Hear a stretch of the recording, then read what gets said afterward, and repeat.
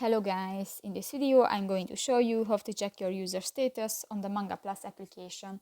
But first of all, I just want to mention, please don't forget to subscribe to our channel, because at 100,000 subscribers we are going to show you our YouTube revenue statistics and growth strategy, how to make money online. So let's jump into it. First of all, open the application on your device.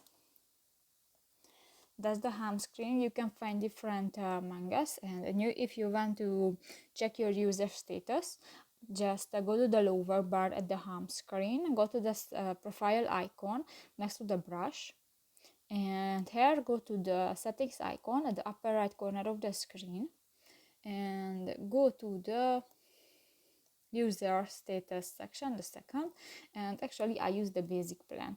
If you want to update, you can buy it with real money. So that's pretty much it for this video, guys. See you in the next one. Bye bye.